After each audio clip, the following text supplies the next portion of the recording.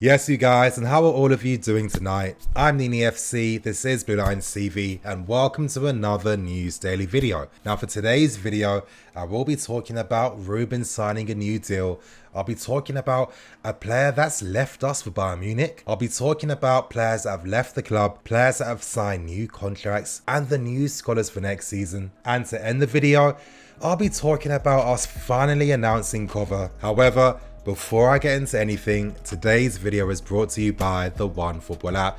And right now, with the transfer window being so rampant, the OneFootball app is the best companion app to have on the market to get access to all the latest developments and news happening in the transfer window. Honestly, you'll be surprised by just how convenient this app is, and if you guys want this for yourselves, it will be in the link in the description below. Wasting no more time, and this story has been broken by Matt Law.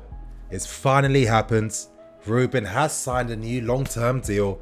It's going to be 5 years and he will be earning 150 bags per week. Now Ruben did have 2 years left on his current deal, but for the club they were determined and adamant to make sure that he signed a new long-term deal. Now one of the reasons why the club was so confident to offer Ruben this type of deal came down from Frank Lampard himself, and Frank Lampard has big major plans for Ruben for next season. Lampard wants Ruben to be one of his key players for next season. Now that Ruben's long-term future has been secured, we're just waiting for Callum Hudson-Odoi and Reece James. Now I'm going to give my thoughts and opinions on the deal. And I think one thing that I want to touch upon immediately is the fact that this is massive for Ruben. I mean, this is huge. We need to understand that this guy's been with us since he was a kid.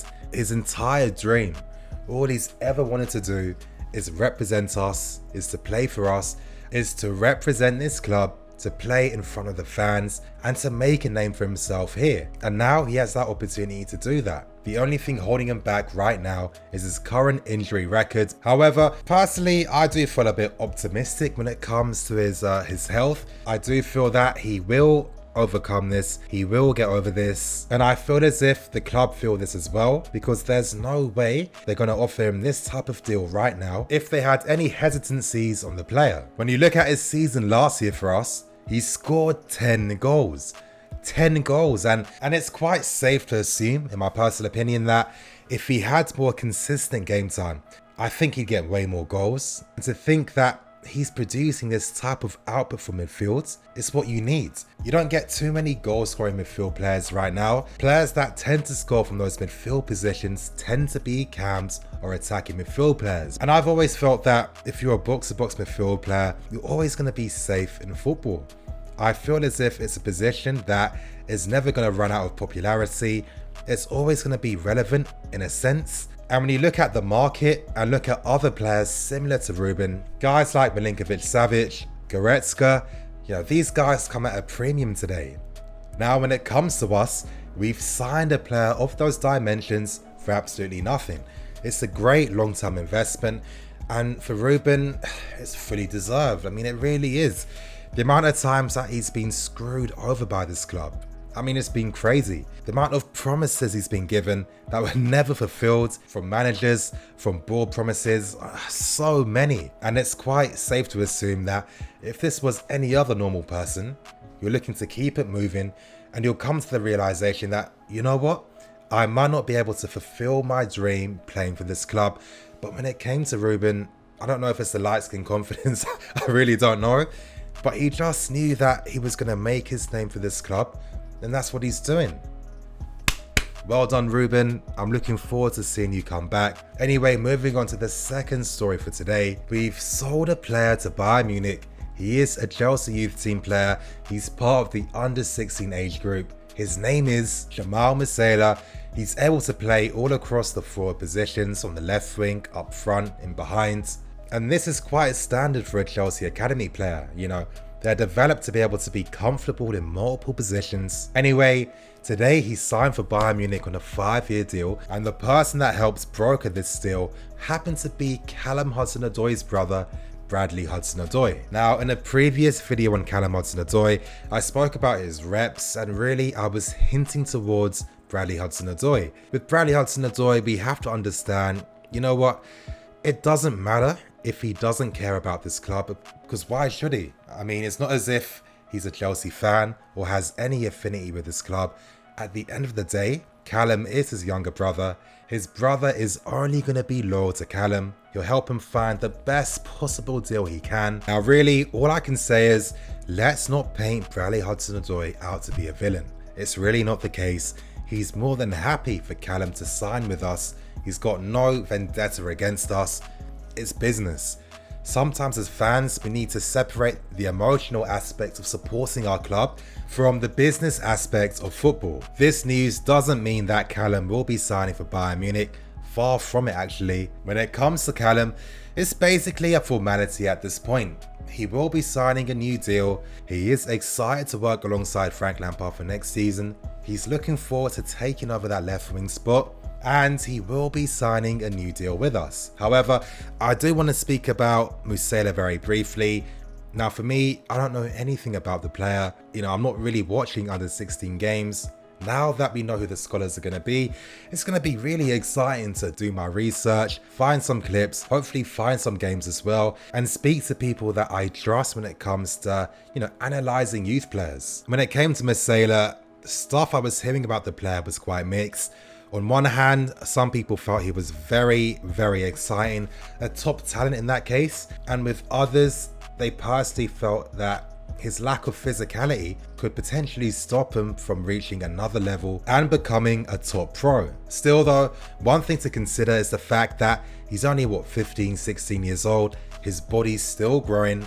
I'll give you an example. When it came to Ruben had a random growth spurt during his teenage years, and they were some of the main reasons as to why Ruben even had back issues in the first place. Anyway, the Jadon Sancho effect is very real. A lot of English players now are jumping at the opportunity to sign for German clubs. Good luck to Musiala. It makes a lot of sense, when you consider that Bayern Munich don't really have too many wingers right now. It's the perfect environment and conditions for him to be able to grow and hopefully one day make his name at Bayern Munich. Now, moving on to the third story for today, that's in regards to outgoing players. Now, yesterday the club did announce players that were incoming, players that left, and players whose contracts expired or renewed.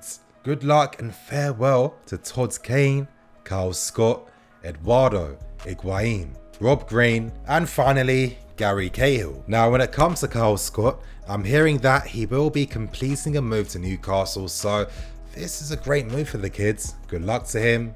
He's only played one game for us. I think that was against was it a Watford or something like that? I can't fully remember. But he's at that age now where he does need consistent game time, so Newcastle could be a good opportunity for him. Obviously, Rob Green did retire, so good luck to him. Eduardo moved on, and that makes a lot of sense. I mean, really, there's no point wasting any non-homegrown spots, and that makes a lot of sense because honestly, it doesn't really make any sense to offer Eduardo an opportunity to stay here, knowing that he's going to take up one of the non-homegrown spots, and the fact that he's like the third choice goalkeeper. So honestly, there really is no point in keeping the player. When it comes to Higuain, let's be serious, we were never going to sign him on a permanent. Knowing the amount of money that Juventus wanted, I still stand by my opinions on Higuain. I feel as if his environment was better, if he had a pre-season, if he played longer with the squad as well, I think that he could have been a decent success for us.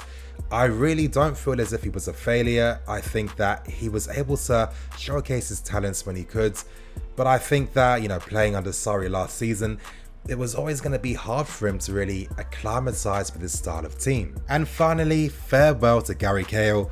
Now, some of you guys know my thoughts and opinions on the player. Regardless though, respect does have to be put in Gary Cahill's name. Now, one thing I'll really praise Cahill for was his abilities to win tackles inside the box. Now, I know I might sound crazy, but I'm being serious.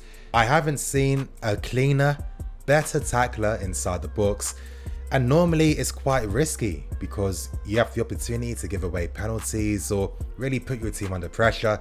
But Gary Cahill had this like superhuman ability to be able to win these last ditch tackles very cleanly from angles which you think he would never get to. Even though he had his issues, even though he had his limitations as a player, Cahill adapted as well as he could. He fought through a lot of mental pressures he was facing behind the scenes. And in the end, I feel it's safe to say that if you're Gary Cahill, you need to feel proud about your time representing us. He had his issues, but at the same time, he was still a decent servant for this club. Good luck, farewell. Now moving on to players that have signed new contracts. Those are Uwaki, George McEachran and Juan Castillo. This is great news and it's quite clear that this is the Lampard, Morris and Edwards effect that's finally happening on the academy.